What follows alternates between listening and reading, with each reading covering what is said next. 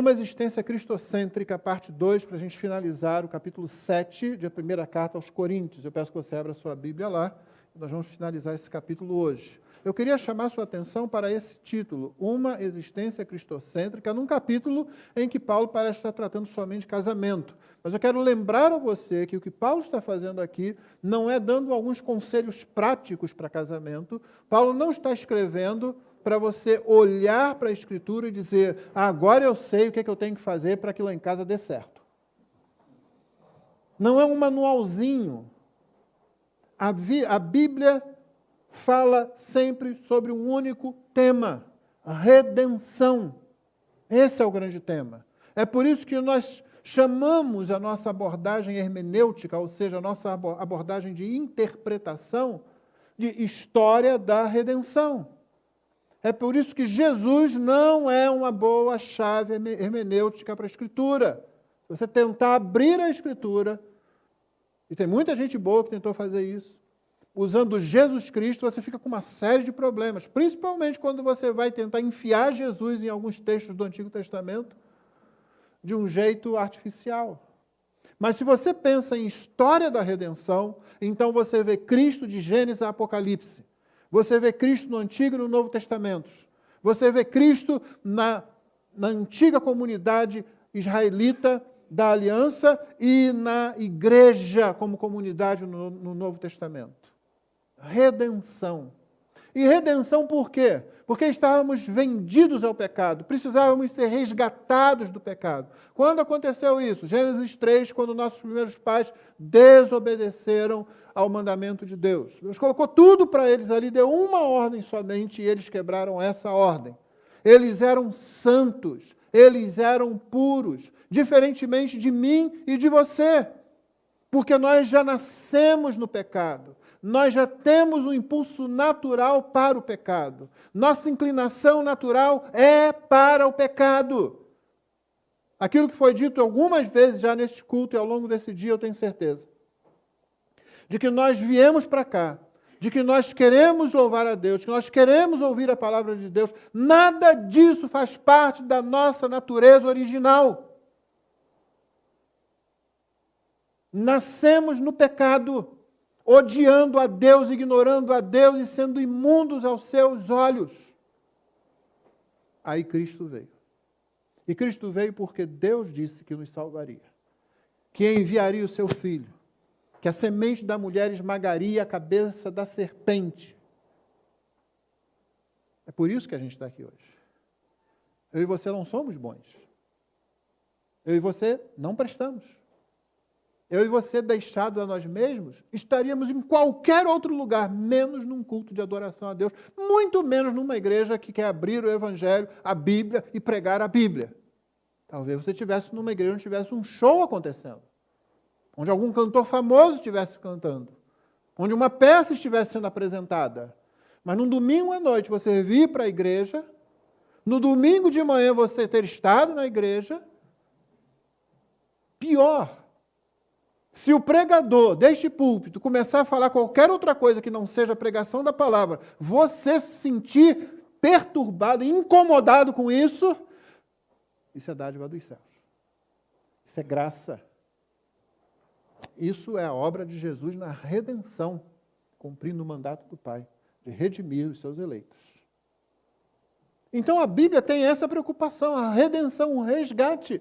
Para que posição, para que situação, de qual situação nós nos perdemos? Nós fomos vendidos para outra situação, a situação do pecado, da morte, da ignorância, da rebeldia, da impureza. Nós fomos feitos para refletir a glória de Deus. Nós fomos feitos para sermos mini-refletores. O ideal é que hoje o planeta Terra estivesse coberto de mais de 7 bilhões de refletores da glória de Deus. Mas com a queda, isso não aconteceu. O que é que o Senhor está fazendo? O que é que o Senhor Jesus veio fazer? O que é que os profetas proclamaram, os apóstolos pregaram e que a Bíblia conta do início ao fim? O que Deus está fazendo para pegar aqueles refletores que foram danificados, estragados, apagados pelo pecado, a sua posição.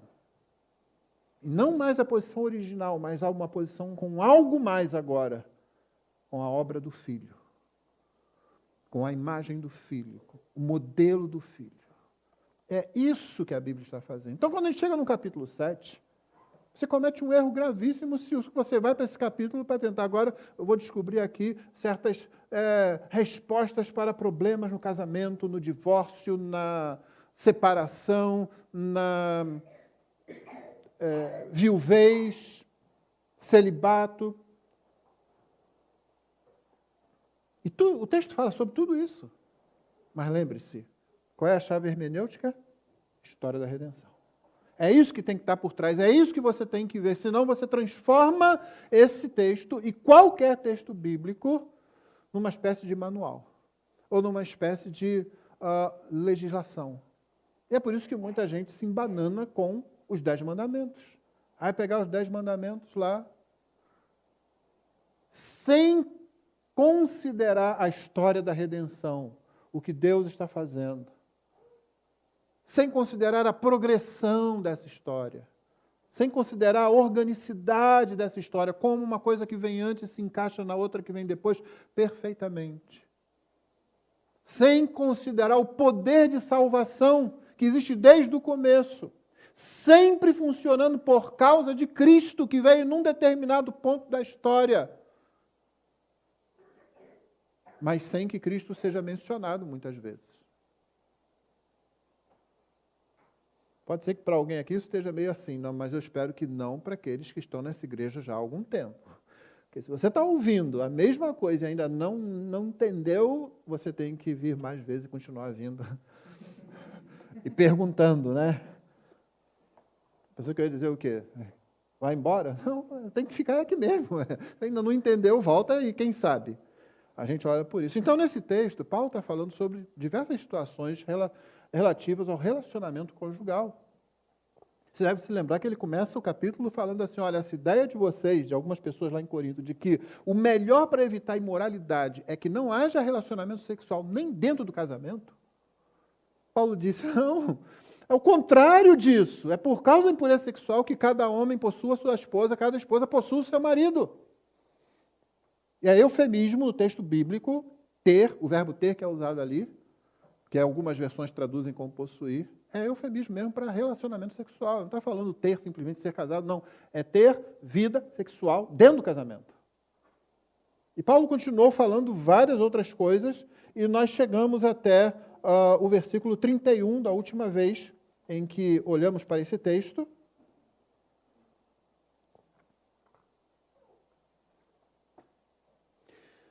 Quando Paulo termina dizendo, porque a aparência deste mundo passa.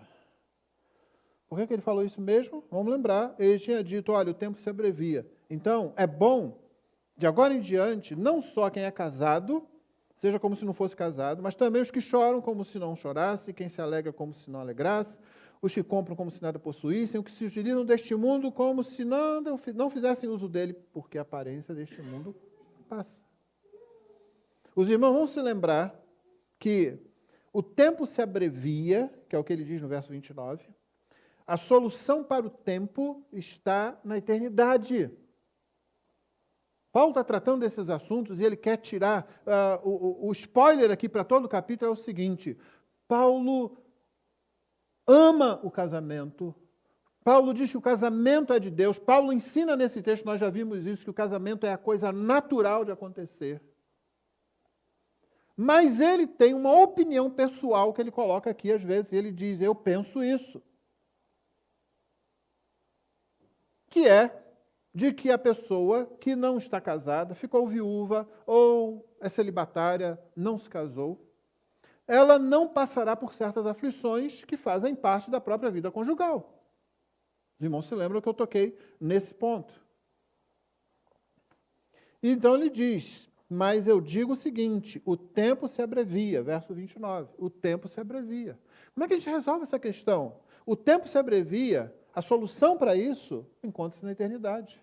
Você não dá um tiro na cabeça, você não para de fazer as coisas simplesmente, porque embora Paulo fale sobre essa questão da pessoa que fica solteira, ou porque ficou viúva, ou porque resolveu não casar, e eu vou lembrar o que eu disse aqui, nossa sociedade costuma ser muito cruel com aquela pessoa que resolve ficar solteira. como se isso fosse uma anormalidade. Deus deu isso, você viu isso no texto também, a algumas pessoas, não deu a todas. Então ele diz, se Deus deu isso a você, fique nessa posição. O que ele estava dizendo para o pessoal de Corinto é o seguinte, olha, não vem com esse negócio de que eu não vou casar, mas eu quero ter vida sexual sem casamento. Paulo diz, não, isso está errado. Case-se, pronto, você não tem esse dom do celibato dado por Deus, então, simples, não peca, não tem problema nenhum, case-se. E Paulo deixa bem claro, a pessoa casada não é limitada no seu serviço a Deus. Casamento não limita o serviço de ninguém a Deus. Assim como ser judeu não limita, assim como ser gentio não limitava. Você vai se lembrar de que anteriormente nós vimos isso. Eu me lembro de ter dito aqui, aliás, o ponto foi, não tente ser aquilo que você não é. Porque tinha gente lá, talvez pensando assim, olha, se eu fosse judeu, se eu fosse do povo da aliança, fazendo não. Isso não melhora nem piora nada necessariamente. Se eu não fosse judeu, se eu já não tivesse essa carga toda, de toda essa história, Paulo diz, não faz diferença nenhuma.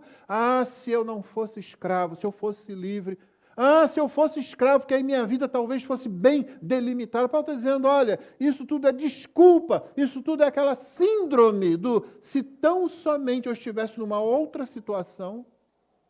E Paulo está dizendo o seguinte, meu irmão, não existe situação nenhuma, não existe circunstância nenhuma na vida de qualquer pessoa que impeça essa pessoa de servir a Deus com fidelidade, com intensidade. Então, se você estiver pensando aí na sua cabeça, o pastor não me conhece direito, o pastor não sabe da minha realidade, o pastor não sabe o que eu passo, ele não sabe como é o meu cônjuge não crente, ele não sabe como é a minha mãe ou pai não crente, ou meu filho não crente, ou a doença que está lá em casa, ou a falta de dinheiro, ou seja lá o que for que você pensar, não sou eu quem está dizendo, é Paulo quem diz, inspirado pelo Espírito de Deus, não existe circunstância que você possa apresentar a Jesus Cristo e dizer, Senhor, eu não servi ao Senhor por causa disso aqui. A única situação que você pode realmente falar para ele que não serviu e que será justificada, será corroborada como verdadeira, será, Senhor, eu fui desobediente. Eu não quis obedecer o Senhor. Só isso. E eu falo isso aqui, irmãos, com temor, porque eu sei que algumas pessoas enfrentam problemas graves na sua vida. Mas lembrem-se, eu terminei a mensagem do último domingo citando aqui uma missionária, Amy Carmichael, lembra dela? Os últimos 20 anos ela passou numa cama, doente, fazendo o quê? A mesma coisa que fazia antes, só que agora ela fazia da cama. Ela não voltou para o seu país, ela morreu na Índia, ela continuou fazendo o mesmo trabalho, sem poder se movimentar, até que morresse 20 anos. Por causa de quê? Por causa de uma queda.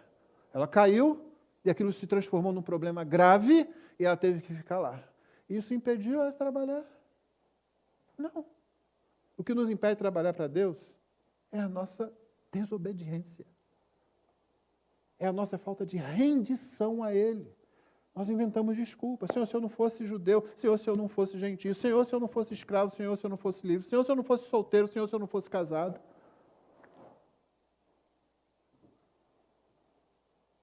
Mas para usar uma expressão teológica bastante específica, não cola.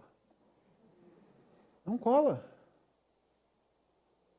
Você já percebeu que o Senhor Jesus nasceu no lugar mais improvável do planeta, naquele momento histórico? Não teria sido mais fácil, talvez, ele nascer em Roma, centro do Império, ou pelo menos uma outra capital? Não. Ele foi nascer em Belém da Judéia. Uma vila meio desprezada, pequena. Era tão pequena, irmãos, que quando a gente fala daqueles meninos, daqueles nenéns que foram mortos por Herodes, talvez tenham morrido ali, segundo os especialistas, entre 15 e 20 crianças. A gente pensa geralmente que morreu assim umas 5.000, né? Não tinha vila para isso, não tinha criança para isso, e certamente a morte de uma criança é para se lamentar. Tá? Não entra nessa aí dos progressistas dizendo, como ele pode falar isso, só 15 ou 20? Não entra nessa não, que a gente perde um tempão e desgasta só para explicar à pessoa que a grama é verde. Mas a vila era tão desprezada, era tão pequena, era tão insignificante, apesar do seu histórico, apesar de ter sido o berço do rei Davi, que deve ter morrido um número esse número de crianças. Mas foi exatamente lá. Filho de quem? Sumo sacerdote? Não. O carpinteiro. Rico? Não. Pobre. E quando ele junta discípulos, quem que ele chama? Os maiorais, os intelectuais. Você vai tirar Paulo, certamente, com a sua formação, depois. Talvez Mateus, por causa do que ele desenvolvia como publicano. Então, talvez tivesse capacidade, mas o histórico dele não colaborava muito. Um publicano, um cobrador de impostos do seu próprio povo. Mas o restante era gente simples, era pescadores e outros ali do povo.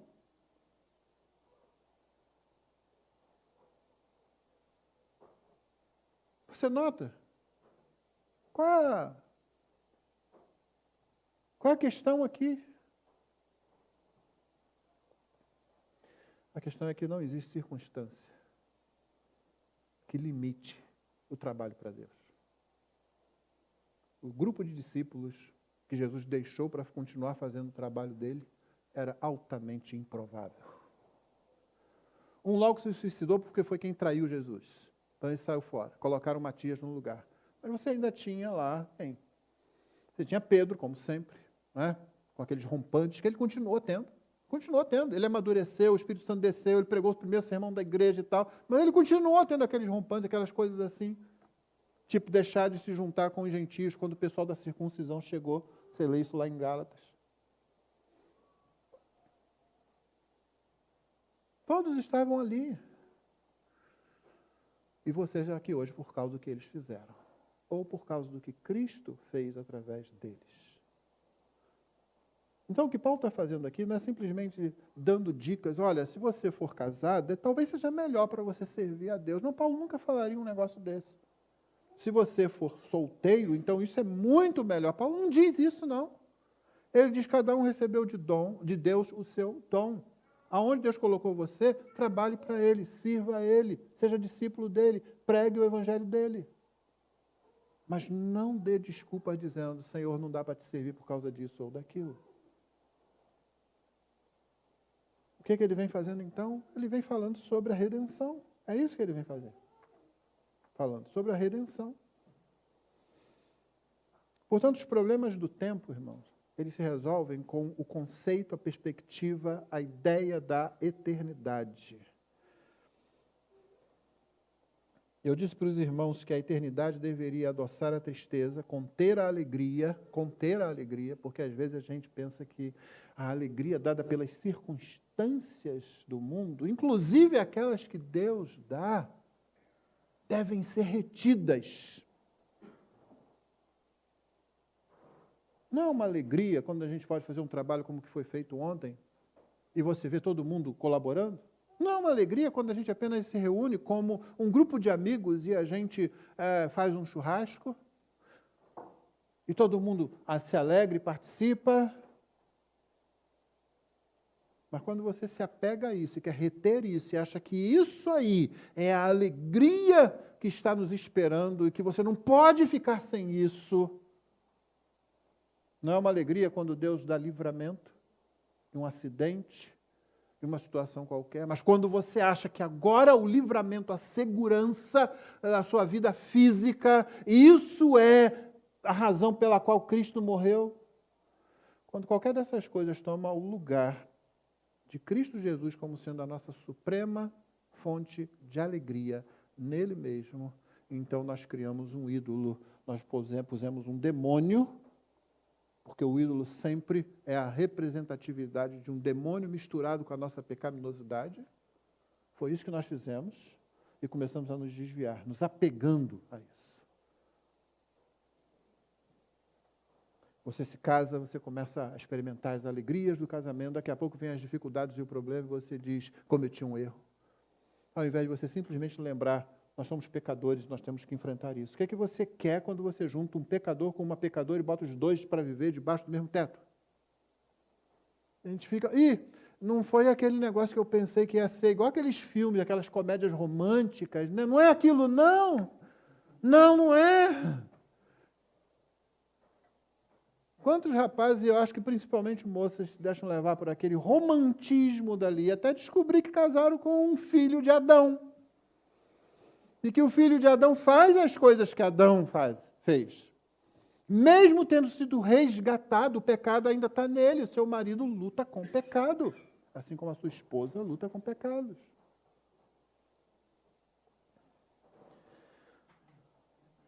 Por isso Paulo diz, olha, pensem bem. O que ele está querendo aqui? Paulo vai dizer o contrário do que ele acabou de escrever? Olha, então quem está casado aí, o que eu quero dizer é isso. Finja que não é. Não, Paulo não está dizendo isso. Haja como se não fosse. Não, não é isso. Mas ele quer que nós nos conscientizemos de que todas essas coisas, inclusive as legítimas e as abençoadas por Deus, não estão sob o nosso controle, não constituem a grande missão da nossa vida, não constituem a grande fonte de alegria da nossa vida, podem ser tiradas de nós a qualquer momento, a qualquer instante, e se você se fia nelas, seja o casamento, seja a carreira, seja o ministério cristão, seja os filhos, seja os pais. Você já viu gente que idolatra o pai e a mãe, que idolatra filho e filha, que idolatra o marido, que idolatra a esposa, que idolatra a própria carreira profissional, que idolatra o próprio ministério pastoral, ou missionário, ou qualquer outra coisa que faça dentro da igreja. Essas pessoas estão vivendo para ídolos. Paulo está dizendo, a aparência deste mundo passa. Isso aqui não é a realidade final. Por isso eu terminei dizendo, se Cristo não for o nosso referencial, mesmo as bênçãos de Deus se tornarão demônios e ídolos e funcionarão como miragens, distorcendo nossa noção da própria realidade. O texto de hoje, e o qual nós vamos caminhando para o final, você vai ver que Paulo repete uma série de coisas que ele já disse aqui. Verso 32 do capítulo 7, ele diz, o que realmente quero é que vocês, note que ele está falando para toda a igreja, ele não está falando para os casados, os solteiros, os viúvos, ele está falando para toda a igreja. Eu quero que vocês fiquem livres de preocupações, ou numa tradução melhor, ansiedades. Porque o sentido do termo grego aqui é positivo e não negativo. Não é que o casamento traga preocupações, é porque você tem responsabilidades com as quais você terá que lidar em qualquer situação, seja solteiro, seja casado. Qualquer circunstância. O que eu realmente quero é que vocês fiquem livres de ansiedades. E aí ele explica, quem não é casado cuida das coisas do Senhor, de como agradar ao Senhor. Mas o que se casou cuida das coisas do mundo, de como agradar a esposa. E assim está dividido. Também a mulher, tanto a viúva como a virgem, cuida das coisas do Senhor, para ser santa assim no corpo como no espírito. Mas a mulher casada se preocupa com as coisas do mundo, de como agradar o marido. Deixa eu dizer para você que a partir do verso 33 e até o final tem uns textos aqui que o grego é bastante difícil. E eles geram várias interpretações dos especialistas, dos tradutores, e você vai encontrar isso em algumas versões das Escrituras. Mas eu acho que a gente caminha bem, dado todo o contexto do capítulo e da própria carta aos Coríntios, se a gente fizer a leitura mais simples aqui. O que Paulo está dizendo é que você cuida das coisas de Deus e você cuida das coisas do mundo. Todos nós fazemos isso de um modo ou de outro. Ou aqueles que são solteiros aqui, sejam rapazes ou moças. Você não tem nenhuma preocupação? Não tem nenhuma prova para fazer ainda nos próximos dias? Não tem nada para entregar pronto, uma tarefa no seu trabalho que precisa estar pronta? Você não tem preocupação? Assim, não, eu não tenho preocupação. Eu não sou casado, então... Sabe aquela circunstância? Falando, quem é que é? Você não é casado? Não, não. Então é você que vai fazer essa viagem. Não, mas não é uma viagem para a Riviera Francesa, não. É uma viagem, talvez, para um lugar muito quente, lá no interior do Brasil. Em que você vai ter que fazer, por quê? Você é o mais livre que tem aqui, então vai você, e você vai dizer que não. Muda. Nós temos preocupações, essa divisão é natural, nós cuidamos das coisas de Deus e cuidamos das coisas do mundo. Você não pode descuidar de nenhum desses ministérios. A pessoa que é casada, ela cuida de agradar o cônjuge. Sim, minha irmã, você tem que agradar seu marido. Meu irmão, você tem que agradar sua esposa. Não é uma opção. Paulo está dizendo, é assim que funciona. Não significa bajular, não significa ser conivente com qualquer erro, não está falando disso. Mas se você não sente que você deve agradar o seu cônjuge, você não entendeu o casamento da forma como a história da redenção apresenta. Não está falando aqui que um ser humano deve simplesmente agradar ao outro, está falando aqui que um discípulo de Cristo se preocupa em agradar outra pessoa, que está muito próxima a ele ou a ela. É isso que está sendo dito. Cuide das coisas de Deus, cuide das coisas do mundo. Não tem nada a ver com mundanismo, com a pecaminosidade do mundo, ou como o mundo como o nosso inimigo. Não, a palavra mundo aqui significa aquelas coisas que nós chamaríamos de seculares. E que todos nós temos que fazer.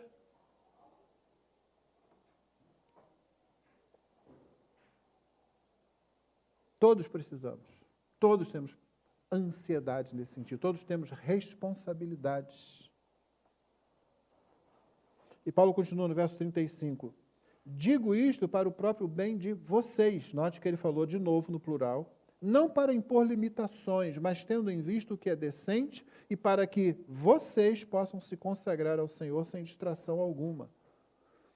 Não é sua esposa que distrai você da obra de Deus, não é o seu marido que distrai você, não são seus filhos que distraem você, nem seus pais. Só o pecado distrai você das coisas de Deus. Porque se você não recebeu o dom do celibato de Deus, se Deus não deu isso a você, então você está perfeitamente capacitado para servir a Deus dentro dessa situação. Inclusive dando o correto testemunho, como homem. Passamos essa semana com nossos netos. Eu tenho 2 netos, homens. O mais novo com 5 anos. O que a gente ensina para ele em muito momento? Além de todas as brincadeiras que se faz com uma criança, você ensina a respeitar as mulheres, como as irmãs dele. Porque é ali que começa. Não, é primeiro ela. Por quê? Porque é assim que o homem faz. Você não é homem? Aí como ele às vezes é bem espirituoso, ele, não, eu sou menino. Está no caminho certo, mas é exatamente isso. Meninos fazem assim. Não fazem de outro jeito. Não é a natureza masculina que é violenta, é a falta de modelos masculinos que torna crianças em homens violentos depois. É a falta de modelos femininos que tornam mulheres, mais tarde, as meninas de hoje, sem noção de decência, sem noção de valor, sem noção de serviço. Seja para não servir de jeito nenhum, seja para se tornar subserviente. O que nunca foi planejamento de Deus. Então nós ensinamos, é isso que a gente faz. Paulo não está dizendo, olha, é porque você casou que deu problema, ou é porque você continuou solteiro que deu problema. Não. É porque você não quer obedecer, é porque você não se rende, é porque você não confessa seu pecado, é porque você não se aproxima de Deus, você não utiliza os meios de graça, você não se utiliza das disciplinas espirituais e quer ver milagres acontecer. Mas geralmente quem quer ver milagres acontecer, quer ver o milagre de eu me dar bem, quer ver o milagre de eu não ter problema, quer ver o milagre da minha vida ser tranquila, não ter grandes dificuldades. E aí eu penso na Amy Carmichael, e aí eu penso nos missionários malucos que pegam 3 crianças e levam para algum lugar onde existe perigo para a crente. Aí eu penso nos nossos irmãos e irmãs que estão sendo perseguidos por causa da sua fé em Cristo, a mesma fé que nós professamos aqui. Aí eu penso nos missionários que morreram como parte do processo que trouxe outros missionários para cá, para que nós ouvíssemos o Evangelho, para que fôssemos salvos e estivéssemos hoje aqui, ouvindo que nós precisamos nos render ao Senhor e não vir com desculpas de que eu não posso servir por causa disso ou por causa daquilo. Nós somos indesculpáveis com isso, mas o problema não é esse. Eu não quero pregar uma mensagem negativa, o que eu quero dizer é que nós fomos capacitados para servir ao Senhor na posição em que Ele nos colocou. Esse que é o ponto aqui. É por isso que Paulo está dizendo, eu digo isso para o bem de vocês. Essas orientações são para o bem de vocês. Não é para impor limitações, mas que para vocês fiquem dentro do que é decoroso, decente e para que vocês possam se consagrar ao Senhor sem distração alguma. Sua esposa não é uma distração das coisas de Deus. Seu marido não é uma distração das coisas de Deus. Seus filhos não são distrações das coisas de Deus. Fazendo aquilo para o que Deus capacitou você, você não se distrai. Você se distrai quando você idolatra essas situações, essas pessoas. Ou quando você se toma de preocupações ao invés de deixar a ansiedade diante de Deus. Não, se você ama alguém, você sempre vai ter algum tipo de luta, você tem sempre algum tipo de preocupação, algum tipo de tensão. Nós temos medo de perder as pessoas que amamos, não é assim? Até entre amigos. Um amigo sai da minha casa tarde, quando chegar lá, manda uma mensagem para você, para eu saber que você chegou bem. Nunca fizeram isso? Se é filho, então, né? Se é algum parente, você quer saber. Isso é natural, não tem erro nisso, não. Mas quando essas coisas tomam conta do nosso coração, aí nós estamos distraídos com relação a coisas de Deus. As situações da vida não são desculpa para não servir a Cristo. Servir a Cristo não é desculpa para fugir das responsabilidades, pelo contrário. Torna você ainda mais capacitado para cuidar das suas responsabilidades. No tempo que eu fazia apelo, muito antes de eu vir pastorear essa igreja, eu terminei uma mensagem e fiz um apelo. Uma senhora se levantou e veio à frente. Eu desci para orar com ela. Nesse momento que eu desci, o marido dela, não crente, apareceu lá na porta. E viu ela ali na frente. E eu não estava nem sabendo que era o marido dela. Eu orei por ela ali e ela entregou sua vida a Cristo. Posteriormente ela foi batizada. Mas eu me lembro que num encontro um pouco depois ela veio falando comigo: pastor, meu marido ficou muito frustrado, muito decepcionado. Eu perguntei: por quê, irmã? Porque aquele dia que eu fui lá na frente, e quando ele entrou, que ele veio me buscar, ele sabia que eu estava aqui, e veio me buscar, passou aqui para me buscar, que ele viu lá, ele pensou: perdi minha esposa.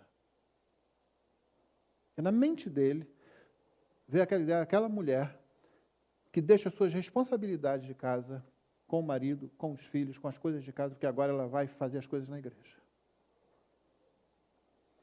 Eu disse para ela assim: minha irmã, é o contrário disso. É exatamente o oposto disso. O que você vai mostrar para o seu marido agora é que ele tem uma esposa muito melhor do que ele jamais teve. Porque o que você vai aprender no Evangelho de como ser uma crente em Jesus Cristo, como ser uma esposa, de como ser uma mulher, de como ser uma mãe, é alguma coisa que ele não está preparado para ter.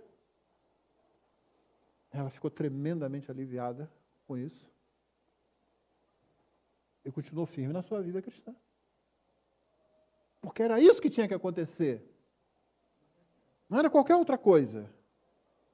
Pelo contrário, servir a Cristo torna você ainda mais intenso em tudo que você faz, seja dentro de casa, seja na sua vida profissional, seja com as suas amizades, seja o que for. Paulo continua: mas se alguém julga que trata de modo impróprio a sua virgem, e aqui é um daqueles momentos que o texto fica bastante difícil. Eu vou ler e vou dizer para os irmãos o que eu penso, juntamente com outras pessoas, embora haja quem pense diferente, mas eu creio que o contexto deve nos guiar. Se alguém julga que trata de modo impróprio a sua virgem, se ela tiver passado a flor da idade, se as circunstâncias o exigem, faça o que quiser, não peca, que casem. Aqui é difícil, porque uma única palavra aqui, em grego, que é usada uma única vez em todo o Novo Testamento, somente nesse versículo, pode ser traduzida tanto como alguém que está passando da idade de casar, chegou naquela idade, e o que aqui quer dizer é o seguinte: lá pelos 14 anos, uma moça está pronta para casar. Estava. Você acha que Maria tinha que idade quando teve Jesus? Por volta disso, por um pouco mais. Esse negócio de adolescência é uma invenção, irmãos. Hormônios sempre existiram. Em muitos lugares no mundo hoje, ninguém está ligando para esse negócio de adolescência, não. Não tem nenhuma criança em certos lugares, principalmente mais para o Oriente, ou em alguma tribo, que diz: olha, eu estou muito assim, muito assado. Não, ninguém vai ouvir isso, nenhum adulto vai ouvir isso. Eles fazem um ritual de iniciação e o menino passa a ser tratado como homem. Cumpra as suas responsabilidades. Interessante é que eles sobrevivem. Nós criamos algumas coisas aqui com esse conceito de adolescência, E não sou eu que estou dizendo, eu não estou inventando isso, não. Há estudos sobre isso, há livros escritos sobre isso, com coisa bem detalhada desse processo que veio a criar essa ideia surge principalmente, primeiramente no cenário americano, né, do teen, o adolescente. Não tinha nada disso, não.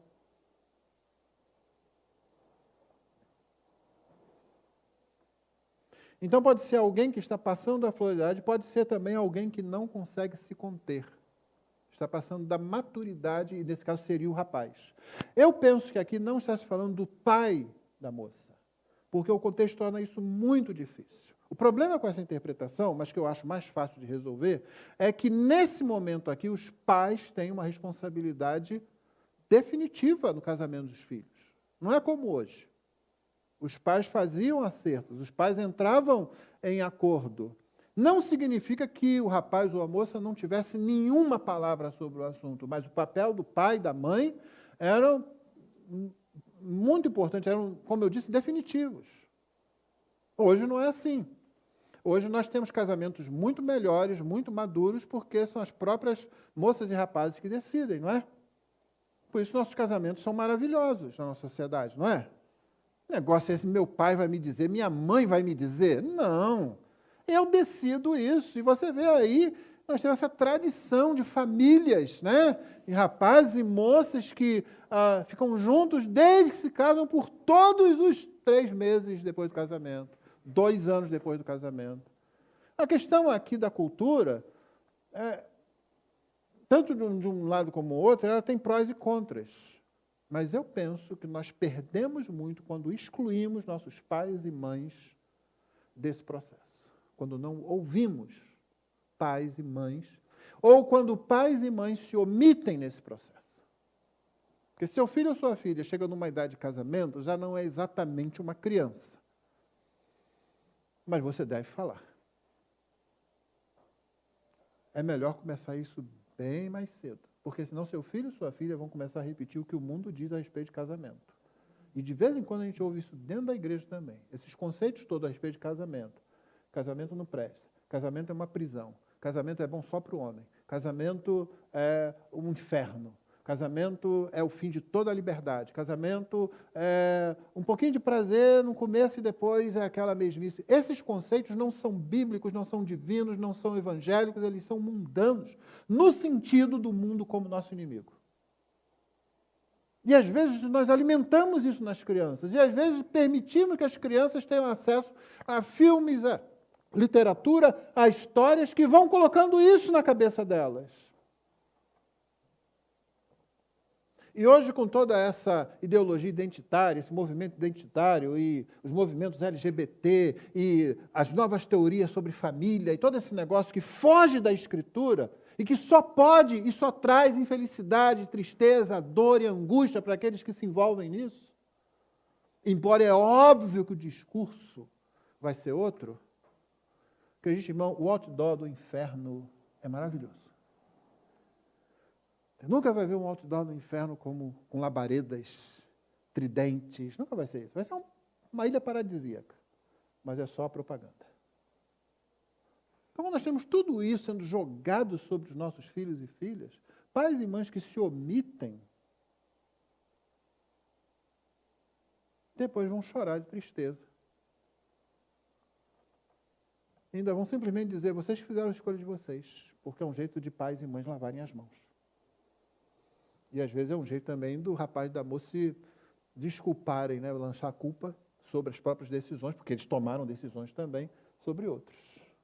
Nesse tempo aqui, pais e mães tinham uma tarefa, como eu disse, era definitiva. Porém, eu acho que o contexto está falando mais do casal de noivos. Eu penso que essa seja a melhor interpretação aqui. Então, se o rapaz já não está, esse alguém que trata de modo impróprio a sua virgem, talvez alguém que estivesse tendo uma intimidade, fosse qual fosse, na área sexual, antes de casar com a sua noiva, e vamos lembrar aqui o noivado, principalmente dentro do contexto judaico, mas não somente do contexto judaico, já era um compromisso muito sério, muito grave. Na verdade, isso perdurou durante muitos séculos, mesmo na Europa. Ser noivo não era como hoje. Resolve ficar noivo, daqui a 2 meses resolve desmanchar o noivado, depois vai por aí afora. E principalmente essa ideia romântica também, que é uma invenção, namoro. É uma invenção. Você estuda a história, você não vê namoro. Você vê compromissos assumidos num noivado que já é uma coisa engatilhada para o casamento. Não é uma coisa que se desfaz simplesmente, olha, não gostei mais, pensei melhor, toma aqui a aliança de volta. Não, não existia isso, não. Era sério. A figura melhor que talvez você conheça disso seja de Maria e José. E a razão por que José resolve deixar, quando ele sabe que Maria está grávida, e naturalmente, como um homem primitivo do século I, né, sem conhecimento científico nenhum, ele sabe que ela só pode estar grávida de outro homem. É óbvio que é isso que ele pensa. É por causa disso que tem que vir um anjo dizer, José, geralmente é assim, claro, mas no caso da sua mulher não é, por isso que eu estou aqui. Então José não era um parvo, um idiota, um tolo, que por não ter conhecimento científico caiu naquela. Maria chegou para ele e disse que estava grávida do Espírito Santo e ele, poxa, que legal, não. No ano que ele soube, ele vou deixá-la, mas como ele era um cara justo, não queria expô-la a uma situação que seria não somente vexatória, mas talvez até de risco para ela, ele pensa, eu vou sair de fininho, vou sair pela tangente.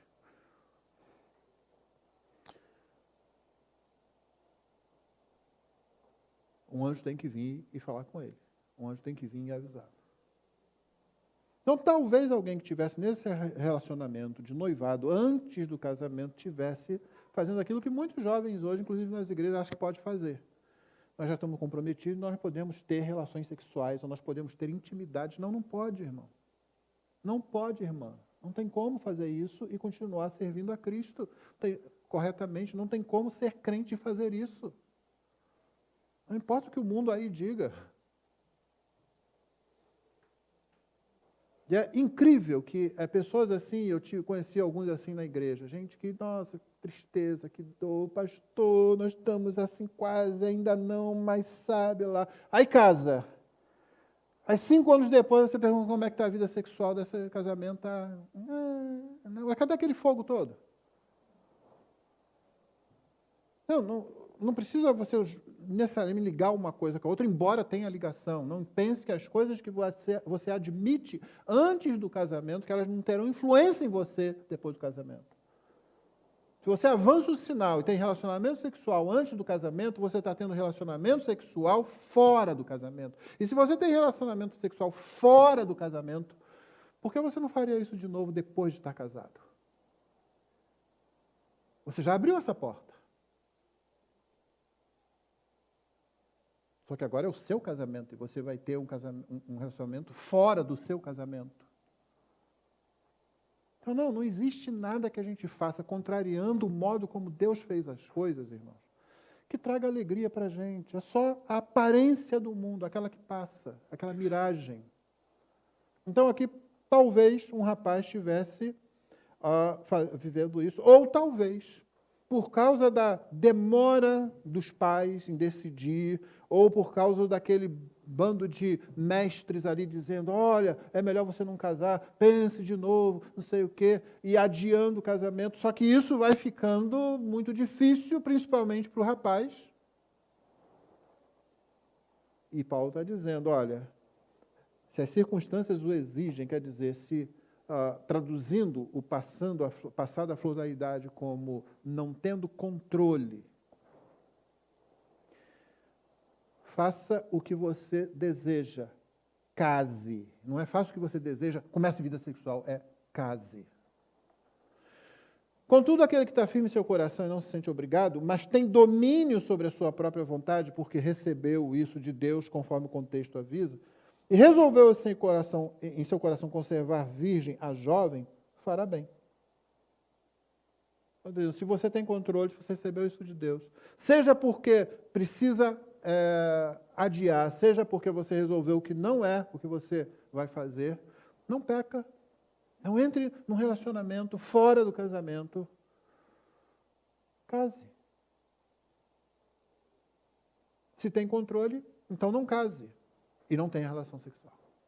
Viva a sua vida como Deus colocou você para viver. Ponto. Por isso, quem casa a sua virgem faz bem, quem não casa faz melhor. Por que Paulo está dizendo isso? Ele já disse isso. Ele acha que por causa do tempo se abreviar, por causa da presente angústia e porque a aparência desse mundo é enganosa, uma pessoa estaria sem as preocupações, ansiedades e responsabilidades que traz qualquer relacionamento.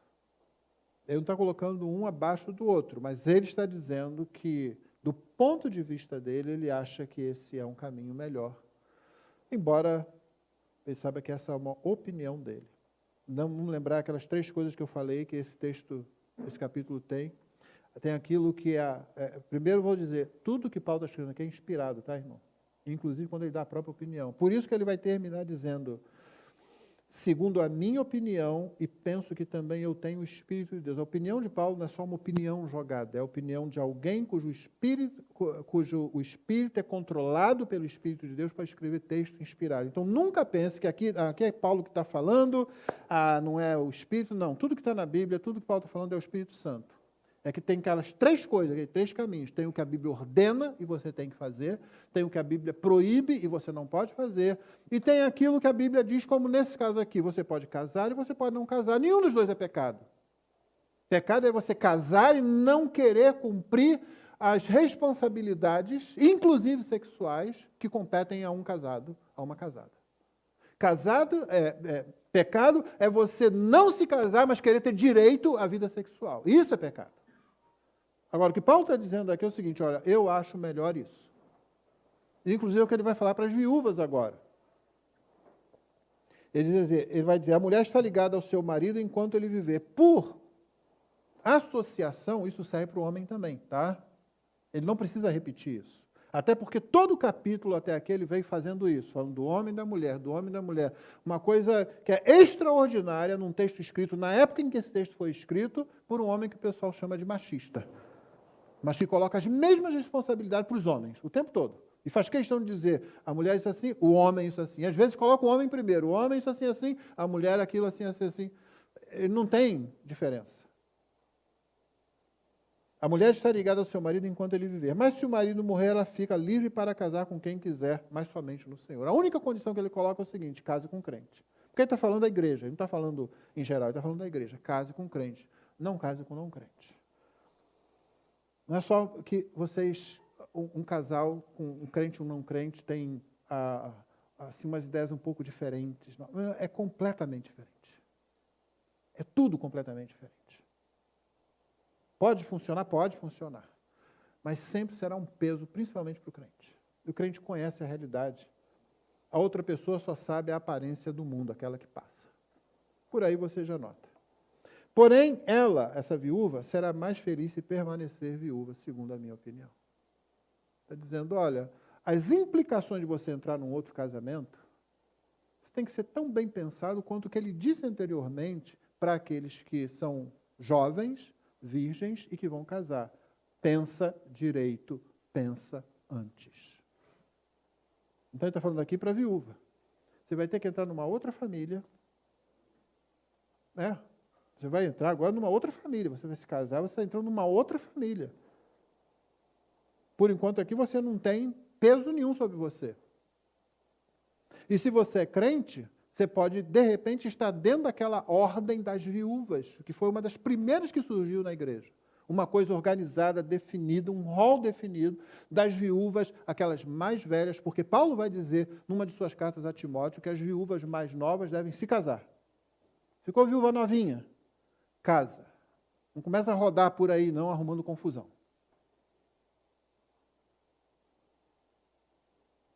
Mas quanto às outras, ele vai dizer, se você permanecer assim, olha, você tem tempo para servir ao Senhor e você não vai ter outras preocupações. Irmãos, eu vi muitos colegas meus, pastores até, num segundo casamento, fazerem uma grande bobagem. Quando eu falo uma grande bobagem, não é que se casaram com uma pessoa que fosse ruim ou má, mas uma pessoa que vem com um monte de situações e de problemas. Se você quer ajudar alguém assim, você não precisa se casar com ela.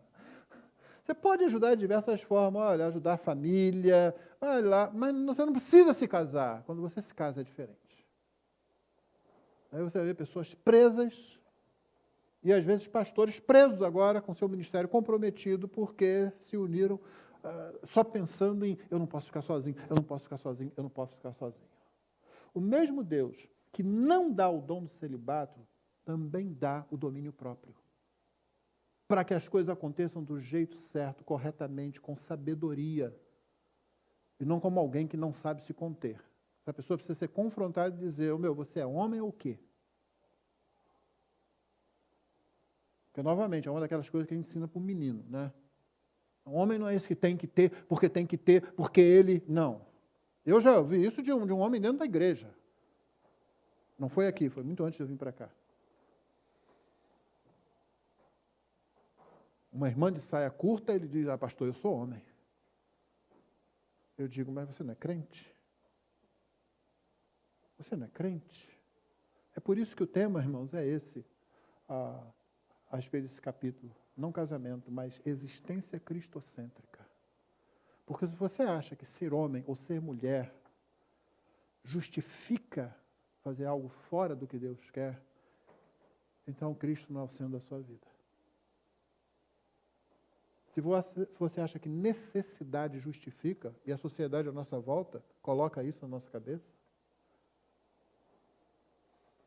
Cristo não é o centro da sua vida. E se Cristo não é o centro da sua vida está desorientada. E não pode estar caminhando para a maturidade e para a vida. Ela está indo em direção à morte de algum tipo. Então, esse capítulo, ele fala sobre uma existência cristocêntrica, abordando isso do ponto de vista do casamento.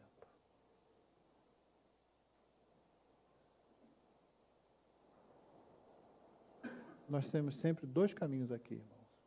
Ou nós nos rendemos a Cristo, confiamos na bondade dele, nos orientar com a sua palavra, confiando que, como diz Paulo aqui, eu digo isso para o bem de vocês, isso aqui não é Paulo, isso é Cristo dizendo, para o bem dos seus filhos, do seu rebanho, da sua noiva. Ou então nós dizemos para Cristo, Senhor, eu tenho uma ideia melhor que a sua, o Senhor fica com a sua, eu fico com a minha, e depois no final você chora. Porque continua sendo verdade que há caminhos que aos homens parecem ser bons, mas o seu fim são caminhos de morte. Mais de uma pessoa que enfrentou uma situação de relacionamento com quem eu tentei conversar, eu estou falando de crentes, diz, Deus sabe o que eu preciso, pastor. Deus sabe. E você, meu irmão, mas isso está num caminho errado de acordo com a própria palavra. Não, Deus sabe. Eu nunca vi uma história dessa que terminasse bem. Todas as que eu conheço terminam mal. Mesmo quando a pessoa fica sorrindo lá, um sorriso amarelo, dizendo que está tudo bem agora. Né? Eu estou no meu 3º ou 4º casamento, mas está tudo legal. É melhor ouvir o Senhor. É melhor colocar Cristo no centro. Porque Cristo nunca vai fazer nada para entristecer você. Cristo nunca vai fazer nada para tirar de você a alegria da salvação. Cristo nunca vai fazer nada para engessar a sua vida. Pelo contrário, Ele vai fazer para florescer a sua vida, para amadurecer a sua vida. Nós precisamos confiar nele.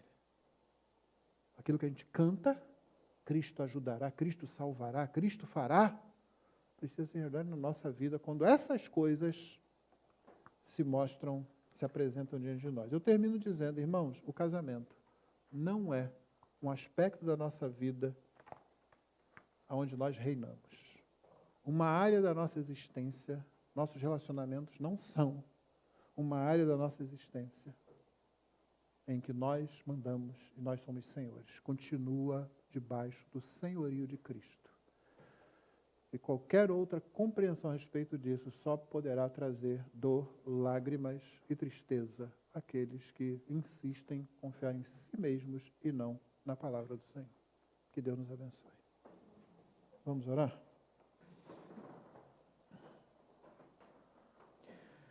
Pai querido, que a Tua palavra encontre lugar em cada coração, em cada mente, em cada pessoa que a ouviu aqui nesta congregação ou que a ouvir através do nosso canal. de modo que Cristo seja o centro da nossa existência. Que aquilo que cantamos tantas vezes seja realidade em cada decisão que tomarmos, em cada situação que nos encontrarmos, em cada coisa que fizermos. Obrigado pela tua palavra. Aplica-a, pois nós oramos em nome de Jesus.